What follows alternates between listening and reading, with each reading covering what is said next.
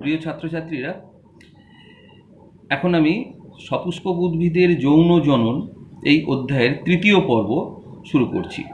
তো এই পর্বে আমরা আলোচনা করব যে প্রশ্নটি, সেটি খুবই গুরুত্বপূর্ণ প্রশ্ন।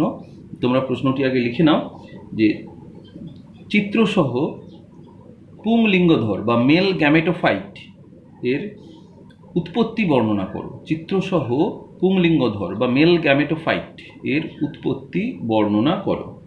Formation of male gametophyte. তো আগে বলে নিই যে পরাগরেণুর গঠন আমরা পড়ে এসেছি, সুতরাং সেই ধারণাটি এখানে মাথায় রাখা অবশ্যই জরুরি। প্রথমে আমরা দেখব যে কিভাবে পরাগরেণু থেকে তৈরি হয়, তা সেটি একটি ওয়ার্ড ডায়াগ্রাম ট্রি চার্টের সাহায্যে দেখছি। দেখো,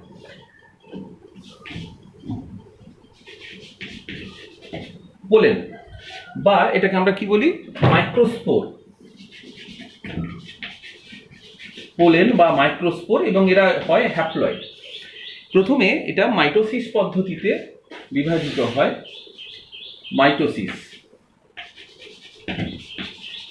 মাইটোসিস পদ্ধতিতে বিভাজিত হয় এবং বিভাজিত হয়ে তৈরি করে জেনারেটিভ, প্রথমে আমরা বলি টিউব সেল বা ভেজিটেটিভ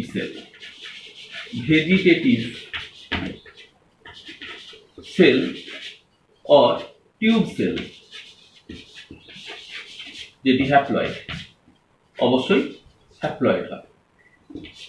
এবং অপরটি করে জেনারেটিভ সেল,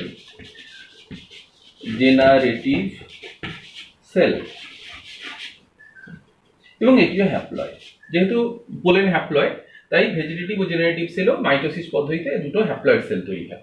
তারপর জেনারেটিভ সেল আবার বিভাজিত হয়, এবং সেটা অবশ্যই মাইটোসিস, আবার মাইটোসিস পদ্ধতিতে বিভাজিত হয়, তৈরি করে দুটো মেল গ্যামেট,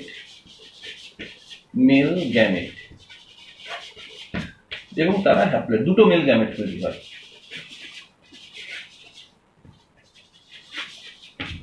দুটোই হ্যাপ্লয়েড। আর ভেজিটেটিভ সেল বা টিউব সেল এর মধ্যে থাকা যে টিউব নিউক্লিয়াস, যে দুটো তৈরি হয়, এবং সেই টিউব নিউক্লিয়াস নষ্ট হয়ে যায়। তো এইভাবে মেল গ্যামেট তৈরি হয়। এবার আমি তোমাদের ছবির সাহায্যে দেখিয়ে দেবো যে কিভাবে ফরমেশন হচ্ছে।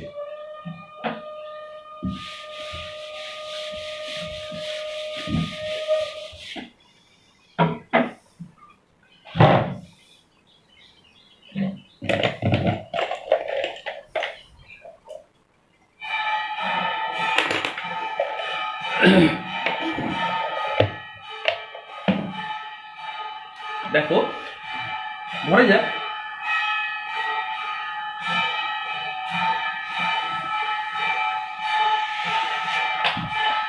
তুমি দেখতে পাচ্ছ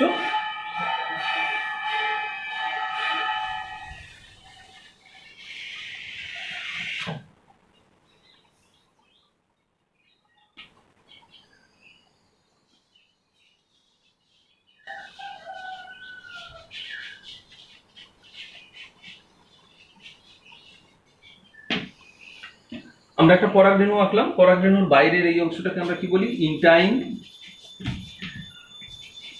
আমরা জানি ভেতরের প্রাচীর, এটা বাইরেরটা এক্সাইন, বাইরে আনলাম এক্সাইন, বাইরের প্রাচীর এক্সাইন, ভেতরের প্রাচীর ইনটাইন, ভেতরে রয়েছে সাইটোপ্লাজম। দেখো, এক্সাইনের মাঝে মাঝে এক্সাইন খুব পাতলা, এবং সেই জায়গাগুলোতে রন্ধ্র তৈরি হয়েছে। এই রন্ধ্রগুলোকে বলা হয় জার্ম পোর বা রেণুরন্ধ্র। এর মধ্যে আমরা দেখতে পাবো একটা নিউক্লিয়াস রয়েছে, যে নিউক্লিয়াসটাকে পরাগরেণুর নিউক্লিয়াস, এবং অবশ্যই সেটা হ্যাপ্লয়েড নিউক্লিয়াস। তাহলে এর মধ্যে একটি নিউক্লিয়াস রয়েছে, এই নিউক্লিয়াসটি হলো পোলেন নিউক্লিয়াস, পরাগরেণুর নিউক্লিয়াস, এবং সেটি হ্যাপ্লয়েড। তাহলে, এবং এর মধ্যে আমরা অনেক ভ্যাকুওল দেখতে পাবো, অনেক ভ্যাকুওলস রয়েছে, এরকম ভ্যাকুওলস রয়েছে সাইটোপ্লাজমের মধ্যে, এগুলো ভ্যাকুওলস। এইবার এটা ধরে যাক এটা প্রথম ছবি। এর পরের কি হবে না, এই যে পোলেন নিউক্লিয়াস, এই পোলেন নিউক্লিয়াসটা মাইটোসিস পদ্ধতিতে বিভাজিত হবে এবং সেই বিভাজনটা হবে অসমান বিভাজন। তাহলে আমরা দেখে নিই, এটা বুঝতে পারলে এখান থেকে অসমান বিভাজন হবে, এখানেই দেখাচ্ছি।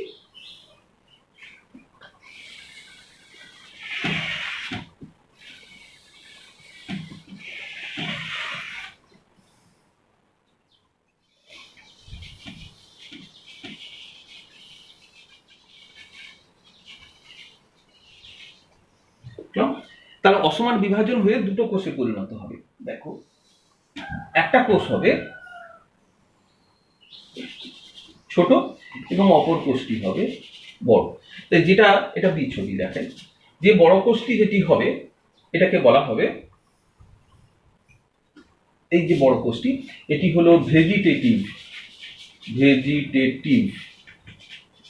Or tube sell.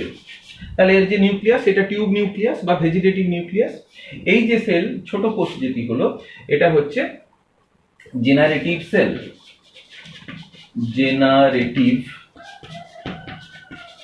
সেল, এবং তার যে নিউক্লিয়াস তাকে বলা হবে জেনারেটিভ নিউক্লিয়াস। এরপর এই যে জেনারেটিভ নিউক্লিয়াস, এটি জেনারেটিভ সেল, এটা আস্তে আস্তে এই ইন্টাইনের থেকে আস্তে আস্তে বিচ্ছিন্ন হতে শুরু করে। এই দেখো আমি ছবিটা আঁকছি।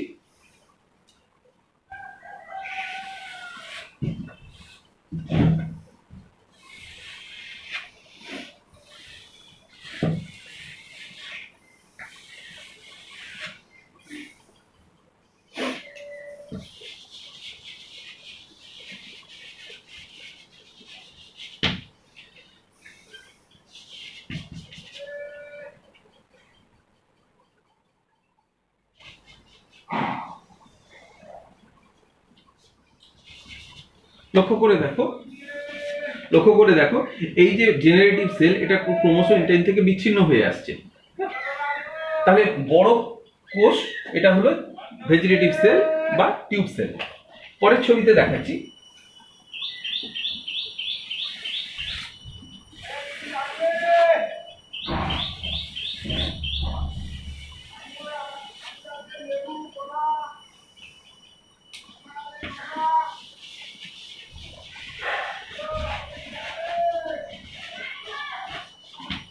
এর মধ্যে লক্ষ্য করো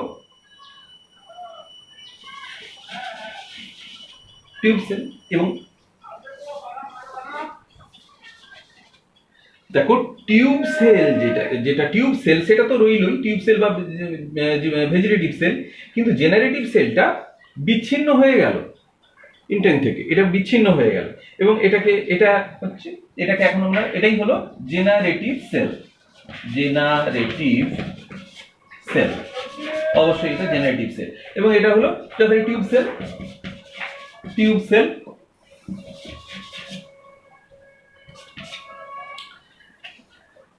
বিচ্ছিন্ন হয়ে গেল। এর পরের স্টেপ আমি এখানে আবার এঁকে দেখাচ্ছি। এই যে জেনারেটিভ সেল দেখো, এটা মাইটোসিস পদ্ধতিতে আবার বিভাজিত হয় এবং বিভাজিত হয়ে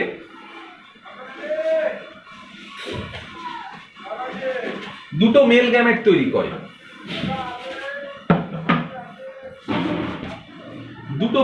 তৈরি করে। এটা যথারীতি এটা হলো, তাহলে এই দুটোকে আমরা বলবো এটা হচ্ছে জেনারেটিভ ভেজিটেটিভ নিউক্লিয়াস, এই দুটো হলো মেল গ্যামেট।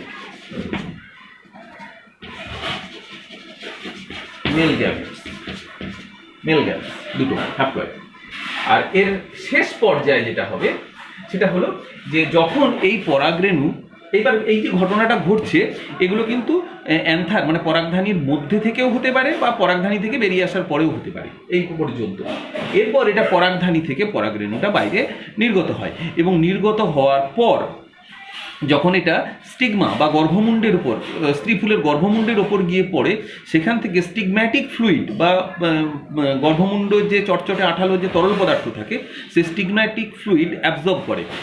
অ্যাবজর্ব করার ফলে কি হয় তোমরা জানো, যেমন শুকনো ছোলা যদি জল অ্যাবজর্ব করে ফুলে যায়, ঠিক একইভাবে স্টিগম্যাটিক ফ্লুইড থেকে পরাগরেণু যখন ফ্লুইড অ্যাবজর্ব করে তখন সে প্রসারিত হয়। আর প্রসারিত হওয়ার সময় কি হয়, এই যে বাইরে যে রয়েছে এক্সাইন, এই এক্সাইনটা অত্যন্ত পুরু হয়, প্রসারিত হতে বাধা দেয়, কিন্তু ইনটাইন পাতলা।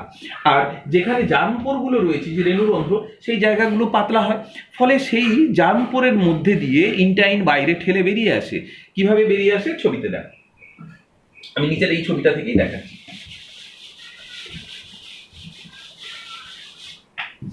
এটা এফ ছবি, এটা দেখাচ্ছি।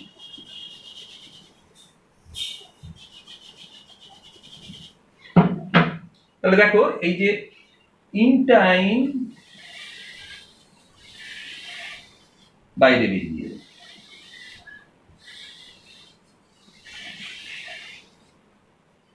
জার্মপোরের মধ্যে দিয়ে ইনটাইন বাইরে বেরিয়ে আসে। আর এর সামনে সামনে এই যে যেটা রয়েছে, এটা হচ্ছে, এটা তো টিউব নিউক্লিয়াস।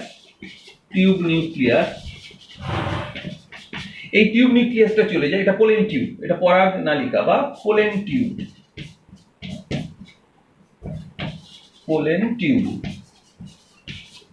জার্মপোরের মধ্যে দিয়ে ইনটাইন প্রসারিত হয়ে পোলেন টিউব তৈরি করে। সামনে থাকে টিউব নিউক্লিয়াস, এই টিউব নিউক্লিয়াসটা চলে যায় সামনে,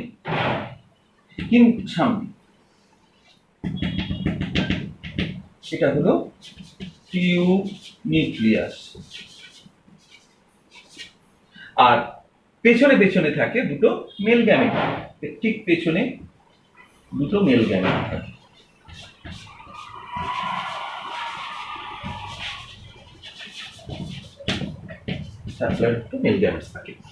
অবশ্যই টিউব নিউক্লিয়াস যখন এটা ডিম্বকের কাছাকাছি অগ্রসর হয়, তখন টিউব নিউক্লিয়াস নষ্ট হয়ে যায় এবং দুটো মেল গ্যামেট জননে অংশগ্রহণ করে।